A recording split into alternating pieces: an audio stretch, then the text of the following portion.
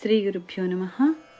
बालार्कप्रभमिन्द्रनीलजटिलं भस्माङ्गरागोज्ज्वलं शान्तन्नादविलीनचित्तपवनं शार्दूलचर्माम्बरं ब्रह्मज्ञैः सनकादिभिः परिवृतं सिद्धैः समाराधितं दत्तात्रेयमुपास्महे हृदि मुदाध्येयः सदा योगिभिः। श्री गणेशाय नमः। श्री सरस्वत्यै नमः। శ్రీ గురుభ్యో నమః. రెండవ దత్తావతారమైన శ్రీగురుడు ఒకే సమయంలో 8 గ్రామాల్లోని భక్తుల ఇండ్లకు వెళ్ళి అద్భుతమైన లీలలను ప్రదర్శించారు. వాటి గురించి ఇప్పుడు తెలుసుకుందాం. నామధారకుడు కోరిన ప్రకారం అటుపై కథ సిద్ధయోగి ఇంకా ఇలా చెప్పసాగాడు. నీవెంతో అదృష్టవంతుడివి కనుకనే ఈ కథ పట్ల ఇంత శ్రద్ధాసక్తులు కలిగాయి. ఈ కథ వినడం వలన పతితులు కూడా పావనులవుతారు. ఒకప్పుడు దీపావళి పండుగకు ముందు 7 సన్నిహిత భక్తులు స్వామిని దీపావళికి ముందు వచ్చే ధనత్రయోదశి పర్వదినాన తమ తమ ఇండ్లకు భిక్షకు ఆహ్వానించాలని గాన్గాపురం వచ్చారు. ఆ 7 ఆ చుట్టుపక్కలున్న 7 గ్రామాలకు పెద్దలు.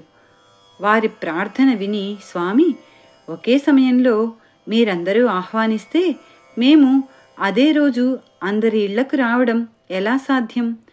అలా అని మీలో ఎవరి కోరికను మేము కాదనలేము. కనుక మీలో మీరు సంప్రదించుకొని ఒక నిశ్చయానికి వచ్చి ఎవరింటికి రమ్మంటే అక్కడకు రాగలము అన్నారు. అప్పుడు ఆ 7 స్వామి తమ ఇంటికి రావాలంటే తమ ఇంటికి రావాలని వాదించుకోసాగారు. వారు ఎంతకు ఒక నిశ్చయానికి రాలేకపోయేసరికి స్వామి నవ్వుతూ, మీరు వాదించుకోవడం ఎందుకు?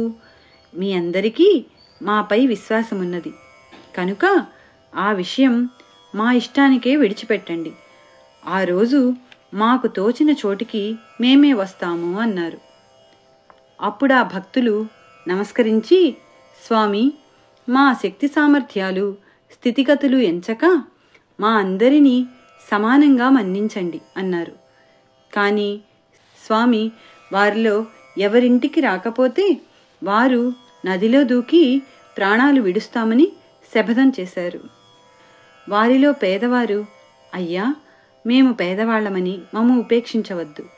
అలనాడు శ్రీకృష్ణుణ్ణి రారాజైన దుర్యోధనుడు ఆహ్వానించినా అతని పదవిని ఎంచక తమనే నమ్ముకున్న నిరుపేద అయిన విదురుని ఇంటికే ఆ భగవంతుడు అతిథిగా వెళ్ళాడు కదా.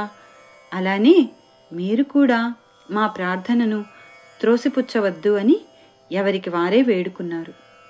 అప్పుడు స్వామి, మీరు మీ ఇళ్లకెళ్ళండి. ఆనాడు మాకై మేమే రాగలం, సందేహించవద్దు అని వాగ్దానం చేశారు. ఆయన ఎవరి ఆహ్వానాన్ని మన్నిస్తారోనన్న సందేహంతో ఆ 7 అలాగే నిలబడిపోయారు. అప్పుడు ఆయన ఒక్కొక్కరినే పక్కకు పిలిచి, మేము మీ గ్రామానికే వస్తాము, కానీ ఈ మాట ఇంకెవరికీ చెప్పవద్దు అని రహస్యంగా చెప్పారు. అప్పుడు వాళ్ళు ఎవరికి వారే స్వామి తన ఇంటికే రాగలరని తలచి ఇతరులకు ఏమీ చెప్పకుండా స్వామి వద్ద సెలవు తీసుకొని వెళ్ళిపోయారు.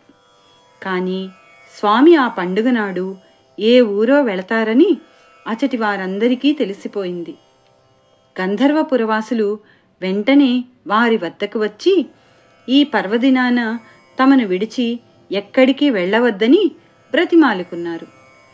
వారితో స్వామి, మేమానాడు ఇక్కడనే ఉంటాము, ఎక్కడకు వెళ్ళము అని మాట ఇచ్చి అందరినీ ఊరడించారు. చివరకు ధనత్రయోదశి రానే వచ్చింది.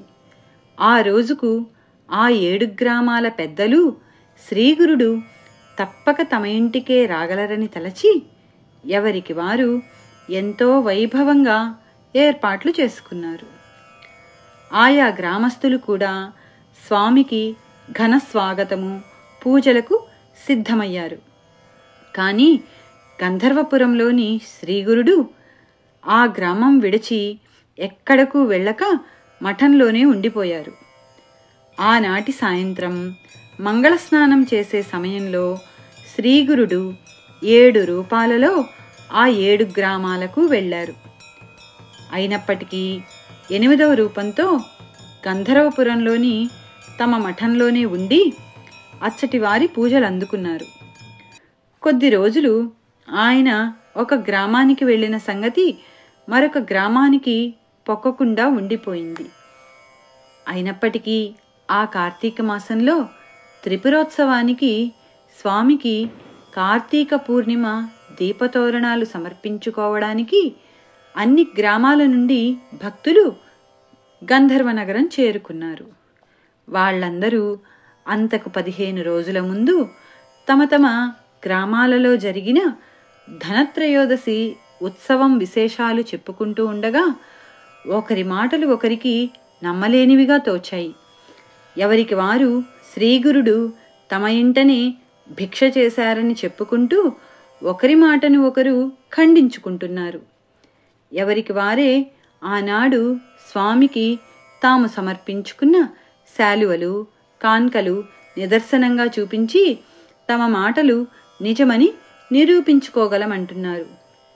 అదంతా వింటున్న గంధర్వపురవాసులు నవ్వి, మీ అందరికీ పిచ్చి పట్టిందా ఏమి?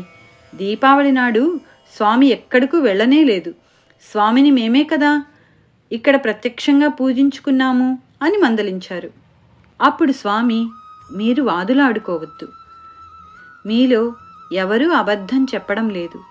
మేము అంతటా ఉన్నాము కదా అన్నారు.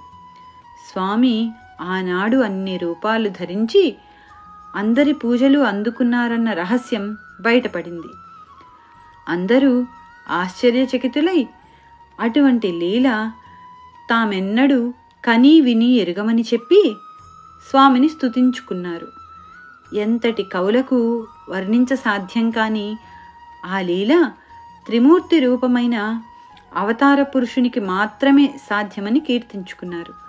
కనుక నామధారక, శ్రీ గురుస్మరణకు మించిన జ్ఞానం ఏమున్నది? శ్రీగురుడే త్రిమూర్తి స్వరూపము. ఆయనకు మించిన దైవమే లేడు. ఈ సంసార సాగరాన్ని దాటడానికి శ్రీ గురు పాదసేవకు మించిన నావయే లేదు. గురు కథామృతాన్ని మించిన అమృతమే లేదయ్యా అన్నారు సిద్ధయోగి. శ్రీ దత్తాయ గురువే నమః. శ్రీ శ్రీపాద శ్రీ వల్లభాయ నమః. శ్రీ నృసింహ సరస్వత్యై నమః. ఇటువంటి ఎన్నో అత్యద్భుతమైన లీలలను మనం పరమ పూజ్య ఆచార్య శ్రీ ఎకిరాల భరద్వాజ మాస్టర్ గారు తెనిగించిన శ్రీ గురు చరిత్రలో చూడవచ్చు.